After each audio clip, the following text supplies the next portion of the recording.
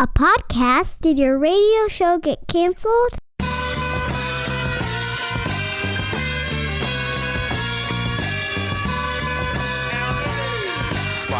Fire. Low down and filthy, but the discipline is on point. Schooled myself, made my own dojo. A cold flow with the whole dose of soul. Maintain composure, even in theory. An anomaly, properties undiscernible. This week on the $1 Million Plan, we're going to give you a look at what could be for you. You know, we always talk to people who are maybe need some help with their financial life and they're aspiring to do something different. How about we bring to you an example of how to do it? What does it look like when you've done it right, living your best life? And so we welcome Mike to the program now. Mike, welcome to the $1 Million Plan. Thank you, Pete. It's fun to be here. Your $1 Million day is a while ago because you are a millionaire. You're 61 years old. You retired from your full-time work of a long, almost 4-decade career when you reached the age of 60. And now you are doing what everyone is trying to aspire to do, which is to frankly, do whatever you want and make good decisions. Tell us how we got to this point. What was your career? What were you earning at the height of your career? And tell us about that whole retirement process. Sure. I'm a chemical engineer, which is there aren't many people that major in that. Sure. I can't imagine why. It's a ton of fun in school. But I suppose you have to have a certain mindset to do it. And the way we got there, one, I married extremely well. Okay. I married my wife for 39 years now. Still, she's keeping me as her starter husband. Nice. But she came from a very modest background. She lived on a small farm where she was one of the farm hands, and so she was no stranger to work. And well, they didn't even have running water in their house until she got to junior high. So okay. This was, for our state, that's not that unusual. But so we lived very modestly. We had very modest rent, and then we bought a very small house, which we're still in 39 years later. We bought modest cars. I still buy used cars. You know, I've got a net worth north of $3 million, but I just can't bring myself to buy a fancy new car most of the time. We raised our kids. One of the ways we controlled expenses is she spent a great deal of time on them and taught them to love to learn, and so they all managed to go to college completely free. Wow. Tuition, room and board, books. Even though we had the means to send them, there were plenty of non-means tested scholarships out there if you look hard enough, and they found enough to cover everything. And then, on the other side of controlling expenses, it was maximizing income. I found a job that I was good at and that I loved doing all the way up to the day I retired, and treated it like a friendly competition, and went from an entry-level job to running the place before I left. And income probably averaged around, of course, you got to realize 38 years ago, Yeah. pay wasn't much. I started at $18,000. I probably made around $100,000 most of my career, but the last few years we were taken over by a public Fortune 500 company, and the pay got a lot better. I became a corporate guy, and I think my last year I was over $400,000. Okay. But outside of the last 3 years, I was between $100,000 and $200,000 for, say, the 10 or 15 years before that, probably. So we would describe sort of your career as a frugal, a wise, resourceful career. I mean, prior to those $400,000 years, I mean, you've got a net worth of roughly $3 million now.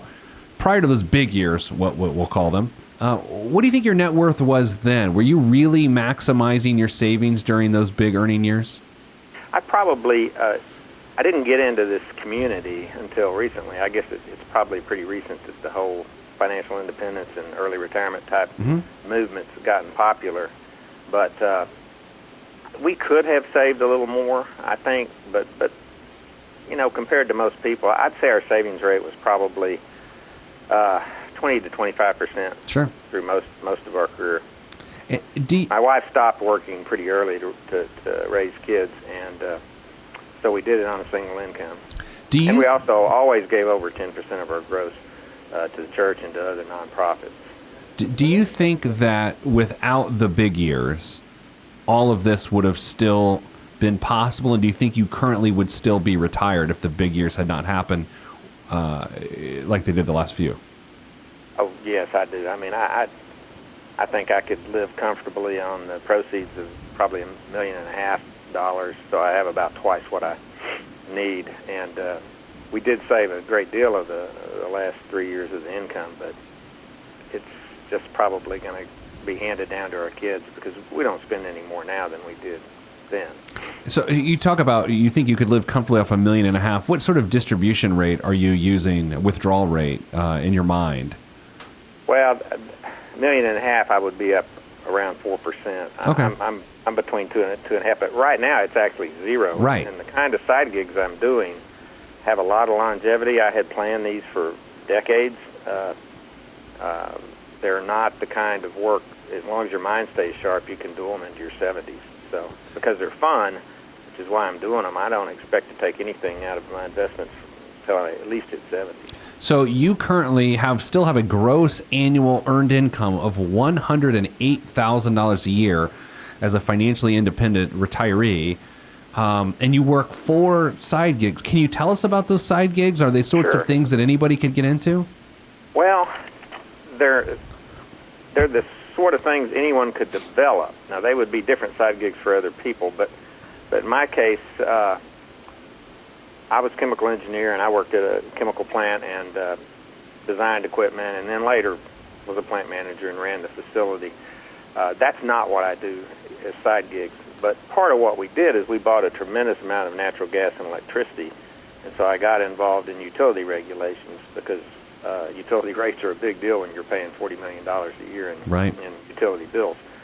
So because of that side knowledge and knowing that all the other companies in the state need some help on that, I do regulatory consulting on both on utility areas now, and that's probably 75% of my work. And that's fun to you? You say that's fun? I mean, you enjoy that? Yeah, I mean, it wouldn't sound like that to most people, but because I know how to do it, and I spent maybe 5% of my time in my career doing that, it's kind of like duck soup. Sure. It's interesting, and it's mentally challenging, which is good because I don't want to sit around and gather dust. I also do contract lobbying. For our company, because we didn't have a lobbyist, I went to D.C. and testified before the House and the Senate and did all the lobbyist stuff whenever we needed to do that. And that's a skill set that not everybody has, and it had nothing to do with engineering. I just volunteered for it because I thought that would be a cool thing to do after I retired. So that seems, and it kind of is. Yeah, I don't understand a whole lot about lobbying. I mean, I guess what I don't understand about lobbying is it just a matter of conversations, trying to get people who vote to see your point of view? I mean, is that the essence of it? That really is it. There's never any money. You can't even buy a congressional staffer a Coke. Oh. The laws are so strict. So there is no. There may be some if your company had a PAC, but ours didn't. You could give donations, but I never donated anything. I just explained to them what our side of the argument was, what the other people's side of the argument was, and why I thought we were right. And the congressmen, senators, they depend on that because they're a mile wide, but they're only an inch deep because they have to be such generalists. They need, experts that have some credibility that can explain the whole problem to them and then let them do what they think's best. And that's all I ever tried to do. Not that we're going to make this show about lobbying or money in politics, but I'm guessing that the industry of lobbying has changed with the introduction of PACs and their ability to sort of offset lobbying with contributions. It probably has. I do more state-level lobbying now. Okay. Just because it's more convenient for me. But generally, I was lobbying for all the chemical plants that were like mine. I would work for a trade association, or I'd be donated by my company for that. And so typically when I do something like that, it's for a group of companies. And I'm not involved on the fundraising or the donation side of it. I'm not sure actually what the individual companies do. I'm just kind of there because I've always had a knack for taking something very complicated and explaining it in layman's terms. So we've got we've got regulation, we've got consultant, we've got lobbyist. What are the other two gigs? Well, there's two different regulatory consultants for natural gas and electricity, and then the fourth one, the final one, is as an expert witness in litigation. Nice. So you go when there's a chemical, is it a utility or chemical issue that you... Now, this is back in my own chemical area. This is Okay. when there's an explosion or a fire at a facility.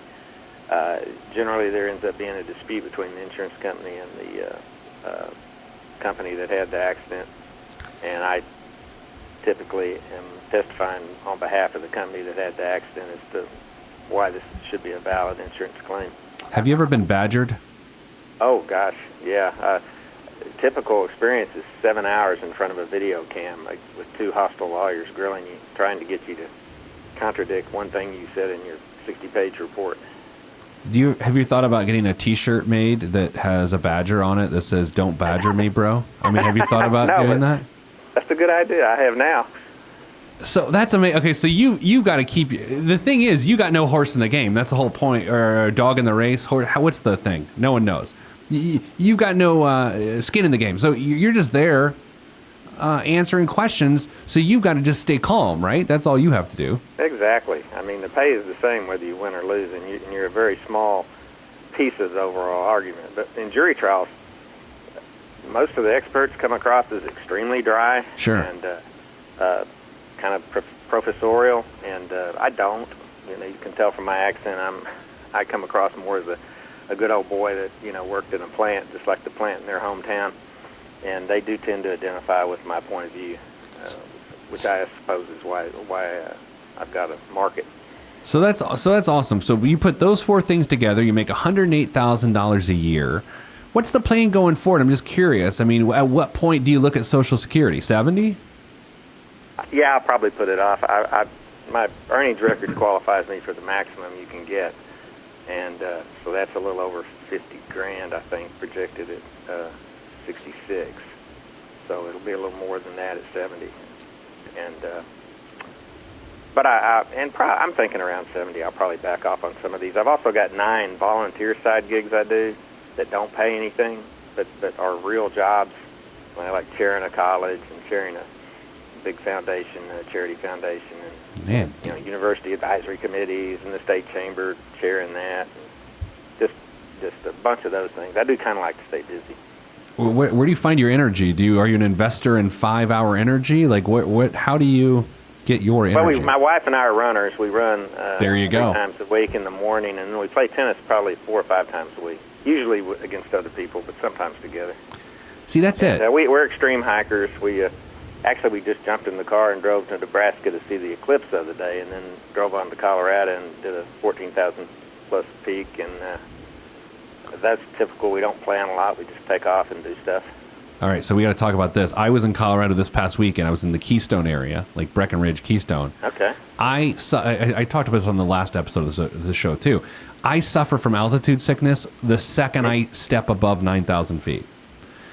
And I'm a disaster. Do you deal with that, or you or your wife deal with that? Because it's just random and it strikes people. I think primarily gingers, but do you struggle with that? Yeah, and it's not no measure of fitness, because my wife and I are pretty fit with the marathons and stuff that we've done, and but yeah, we both are kind of I've got asthma too, so I had never been much above 12,000 feet, so I didn't know how it'd go. We made it to the top, but it was very tough, and we thought about quitting. But because I got sick that night, and she didn't feel well either. So yeah, it doesn't matter how tough you think you are. Once you get altitude sickness, you're pretty much done. It's no good. And here's the dumb part, Mike. My wife and I are walking around this little town. I'm not feeling well. I'm like, you know what? Let's just sit down, have a beer, and relax. I drank 1 beer, and I felt like I'd been tailgating at an SEC football game for 3 months. I know. I understand. We got to the very top of this thing, and coming down about 100 yards from the top, I took a bad fall. My foot slipped out from under me, and I really crushed my bad knee that's already kind of worn out from marathons, and then had a 5-mile hike to go down. Ooh. So about 2 miles down, I had snuck a little carton of red wine in there, and Yes. we split that. It was maybe a glass and a half each. We could barely walk. Yeah, it's a good time. It was probably a bad idea. Yeah. People wasting so much money on booze. These young bucks. They should just go to altitude. Just have a little thimble of Jim Beam, and they'll be good to go. So as people try to sort of replicate the life you have, which again, objectively, It might not be for everybody, but it's pretty darn great. You kind of call your own shots. You're financially independent. Like, what takeaways do you give to people to try to replicate this lifestyle? Well, you've got to control your expenses. I mean, I had intended to work till I was 70 because I really enjoyed what I did.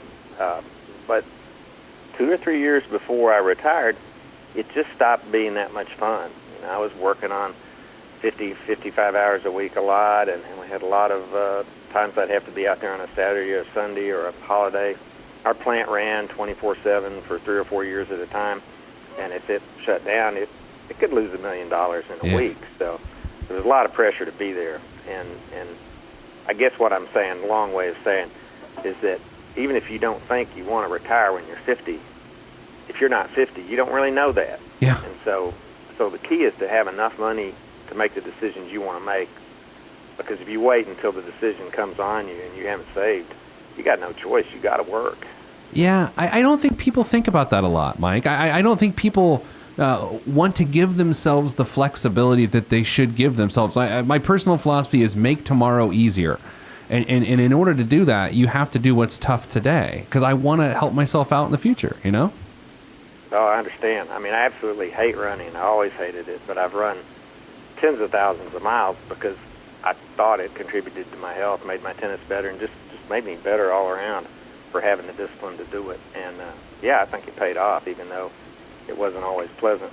It won't be pleasant tomorrow morning at 10 till 5 when the alarm goes up and I got to get up and run. What expenses did you avoid? Obviously, you avoided new cars. You didn't avoid wine, which that's good. You shouldn't avoid wine. It's delicious. Inexpensive wine. Well, we avoided mostly new cars, and we avoided big houses,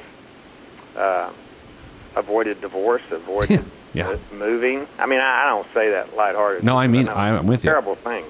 But, yeah, it's fast. I've got friends who had virtually identical careers to mine, but they've been married 3 or 4 times, and they're broke because I don't care what kind of a 401k you have. If you cut it in half, and then you cut it in half, and then you cut it in half, there's nothing left.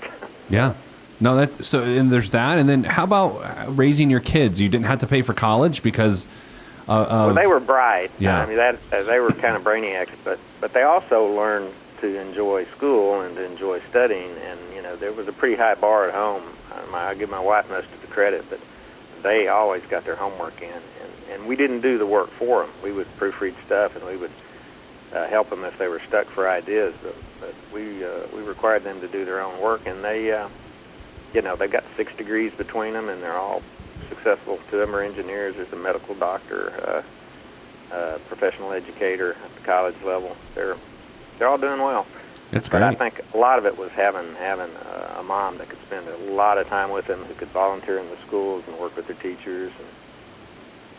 Did you do much vacationing? I'm always curious of this because I have a little bit of a vacation problem, and the problem is I don't like to vacation. How much vacationing did you do, and how much did you spend on vacations during your kids' younger years? Probably not as much as most people. We did a lot of weekend stuff.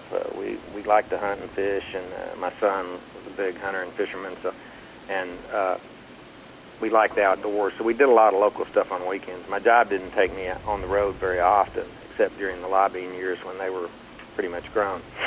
But conventional week-long vacations, frankly, I had a little trouble getting away from work.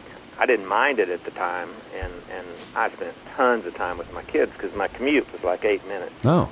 And in spite of sometimes having to work on a Saturday or Sunday, I usually got out of there at 5, and I didn't usually go in there early. So. Now, you did mention something that is a current interest of mine, and Nicole, my producer, she's on the other side of a wall, but I can see that she's currently rolling her eyes probably. You mentioned fishing. What do you like to fish for, Mike? Oh, everything. My wife and I are big bass fishers. Oh, my gosh. You mentioned that on your show the other day. I'm addicted to it. That up for the last few weeks. Oh my gosh, I am addicted. I can't. I'm currently. Here's where I'm at mentally. I'm 39 years old and angry that I've wasted 39 years not bass fishing. That's where I'm at. Sitting on the wall by me is an 8-pound bass and a 20-pound brown trout right behind my desk here in my little office. We had a great year. I got a new bass boat. I mean, it's not a $70,000 bass boat. It's Sure. like a $20,000 bass boat, aluminum. But the first fish we caught out of that boat that I caught was an 8-pound largemouth bass. If you can believe that. We gotta arrange a trip here. So my personal best. I take you fishing. My personal best at being 1 month into fishing is 4.2 pound largemouth Good. bass. I fished for 2 years before I broke 2 pounds. Well, I live in a really ritzy area of town, so something tells me these fish were flown in especially for me to catch. Very well educated fish. All right, so the reason we had you on today, clearly I can't help you. I mean, you're the one helping me. You're the one helping other people, and that seems like what you've done your whole life. But we just want to give examples of what it is to do it the right way. So, Mike, thank you for being an example. Anything else you want to add before we go? Well, one thing I didn't mention is we absolutely maxed out they didn't have 401ks when I started work. Right. I'm that old, but 10 years later when they start, I would have a lot more money if they had, but we maxed it out every year. We also maxed out Roths every year we were eligible, and if we weren't, we still maxed out a post-tax IRA. Okay. And then we put a similar amount in brokerage non-tax shelters. So, I mean, it's just, you need to be saving everywhere you can. I mean, you know the book, I'm sure, whether you've read it or not, but you're living, it's the old Millionaire Next Door, classic book that if you want to live the life like Mike is, you should read it. So, Mike, thank you. Thank you. And keep catching largemouth bass, but save some for me. If you want to go fishing, just get in touch with me, and I'll take you on a fishing trip where you can't miss. Look for the email coming soon. Okay. All right, everybody. That's it for this week's show. Be like Mike. If I could be like Mike. Sometimes we need these examples. Maybe you identify with Mike. Maybe you don't. Maybe you listen to him. You're like, well, that's a terrible life. First of all, you're wrong, because it's an amazing life. He just sits back and bass fishes and helps his community. He's a great guy. I like it. So that's it for this week's show. Be like Mike. I'm going to go fishing. Peace. If you want to be on this podcast and have Pete fix your money life, then hit us up at PeteThePlanner.com/podcast. You heard me. PeteThePlanner.com/podcast. Log on. This is for information purposes only. It's not the Swiss financial planning device. Consult a financial advisor. Released from Everest, the fresh is fresh, and you can call me E.T. Word to John Tesh.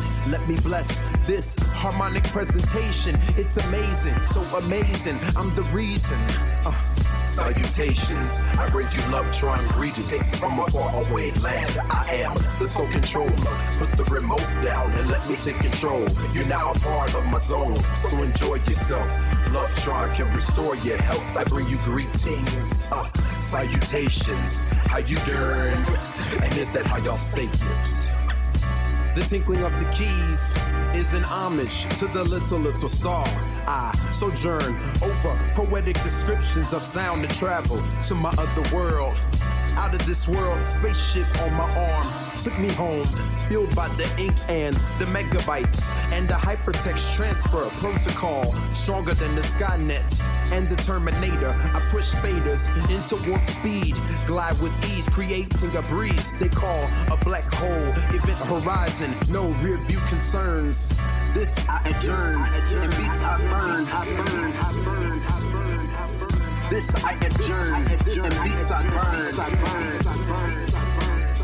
Salutations, I bring you love, trying greetings from a faraway land. I am the sole controller. Put the remote down and let me take control. You're now a part of my zone, so enjoy yourself.